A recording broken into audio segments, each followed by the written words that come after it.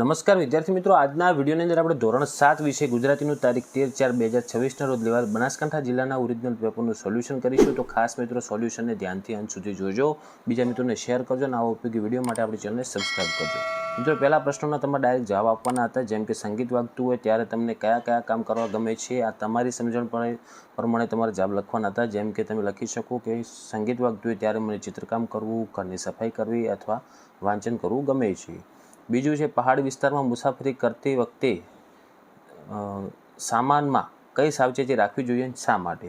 તો પહાડી વિસ્તારમાં સામાન ઓછો અને હળવો રાખવો જોઈએ, જેથી ચઢાણ વખતે તમને મુશ્કેલી ન પડે, અને સામાન બરાબર બાંધેલો હોવો જોઈએ, જેથી વાંકા ચૂકા રસ્તા ઉપર પડી ન જાય.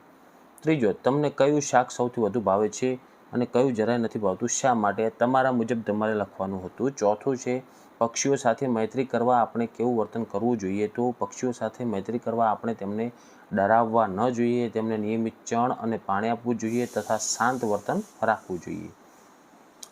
પાંચમું છે આખરે ચૂલો ચેત્યો, આ એકમનું કયું પાત્ર તમને વધુ ગમ્યું, કેમ? આ પણ તમને જે ગમ્યું હોય તમે લખી શકો છો, અથવા તમે એમ પણ લખી શકો કે મને અંજુનું પાત્ર વધુ ગમ્યું, કારણ કે તેની મહેનત અને ધીરજને કારણે અંતે સફળતા મળી.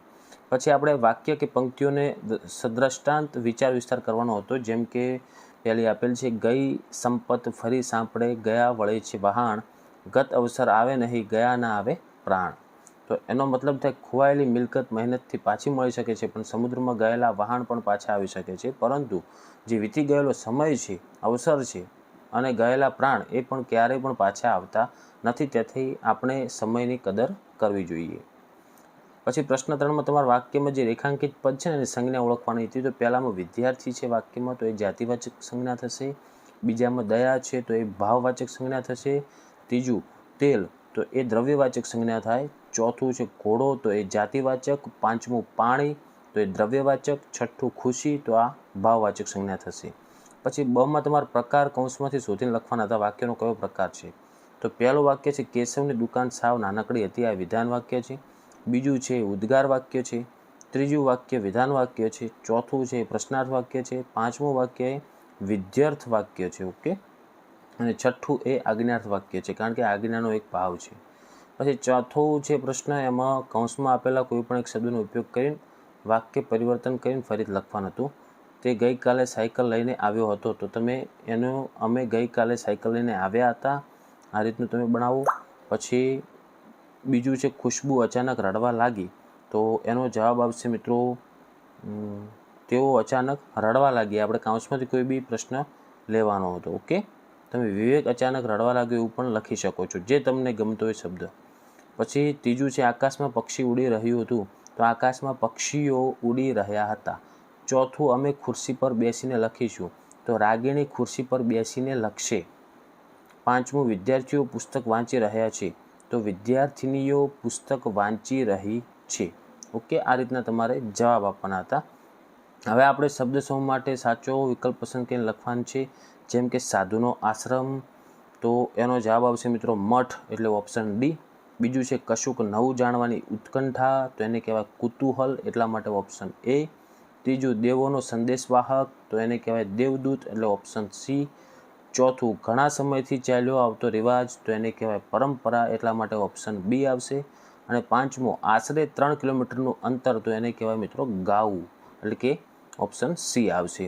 પછી આગળ પાંચમામાં આપણે ભાવવાચક શબ્દ શોધી એનો ઉપયોગ કરીને નવીન વાક્ય બનાવવાનું હતું. તો જેમ કે ગાંધીજીનું સત્ય સમગ્ર વિશ્વમાં પ્રસિદ્ધ છે, તો એમાં સત્ય એ ભાવવાચક સંજ્ઞા થશે. ઓકે, પછી એનો વાક્ય આ રીતનું બનશે કે સત્યનો હંમેશા વિજય થાય છે. બીજા વાક્યમાં મિત્રો ભાવવાચક બનશે ભય, તો એનું વાક્ય બનાવવાનું કે અંધારી રાત્રે જંગલમાં જતા ભય લાગે છે. ત્રીજા વાક્યમાં બનશે મિત્રો ભાવવાચક પ્રેમ, તો એનું વાક્ય આ રીતનું બનશે કે આપણે પશુ પંખીઓ પ્રત્યે પ્રેમ રાખવો જોઈએ. પછી તમારે પરિસ્થિતિના આધારે સંવાદ લખવાનો હતો. પછી પ્રશ્ન 6 જુઓ કે ફકરાનું વાંચન કરીને પ્રશ્નોના જવાબ આપવાના છે, જેમાં પહેલો પ્રશ્ન છે કે રાણીની વાવને કળા, સંસ્કૃતિ અને વિધિનું પ્રતીક કહેવાથી કયો વિચાર સૌથી વધુ સ્પષ્ટ થાય છે? તો એમાં જવાબ આવશે મિત્રો સામાજિક સાંસ્કૃતિક જીવન સાથે સંકળાયેલ રચના હતી, એટલે ઓપ્શન ડી. બીજો, રાણી ઉદયમતીએ પતિ માટે વાવ કરાવી એ કયા મૂલ્યનું પરોક્ષ ધોતન કરે છે? તો ઓપ્શન સી આવશે સ્મૃતિ, સમર્પણ અને સ્થાપત્યનું. ત્રીજો, ભારતની વિવિધ વાવોમાંથી આ એક વિશિષ્ટ છે. આ વિધાનનો સૌથી યોગ્ય અર્થ કયો થાય? તો એમાં ત્રીજામાં ઓપ્શન એ જવાબ આવશે કે શિલ્પ, સંરચના અને વિચારમાં અનન્ય. ઓકે. ચોથું, વાવની સફાઈ જાળવવી એ મુખ્ય કયા પ્રકારની જવાબદારી દર્શાવે? તો એમાં સામૂહિક જવાબદારી આવે, એટલે ઓપ્શન સી, સામૂહિક સાંસ્કૃતિક જવાબદારી. પાંચમો, વારસો માત્ર ભૂતકાળ નથી, તે ભવિષ્ય માટે સંકેત છે. આ વિચારથી કયો નિષ્કર્ષ નીકળે છે?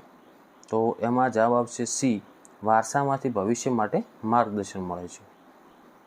ફરી ફકરો આપેલો છે, એ વાંચન કરીને એના પ્રશ્નોના જવાબ નીચેથી લખવાના છે. જેમ કે પહેલું છે, જુમાના પેટમાં ધ્રાસકો પડ્યો એટલે જુમાને શું થયું? તો જુમો ખૂબ ડરી ગયો, એટલે કે ઓપ્શન ડી. બીજું, જુમાએ ચારે તરફ નિરાશા દ્રષ્ટિ ફેંકી, પણ તો એમાં જવાબ આવશે ઓપ્શન બી, એક પણ માણસ ન દેખાયો. ત્રીજું, જુમાએ જુવાનોને શું કહ્યું?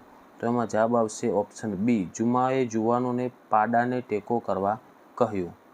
ચોથું, વાર્તાને આધારે કયું વાક્ય સાચું? તો ઓપ્શન બી આવશે, જુમાના બધા પ્રયત્નો નિષ્ફળ નીવડ્યા.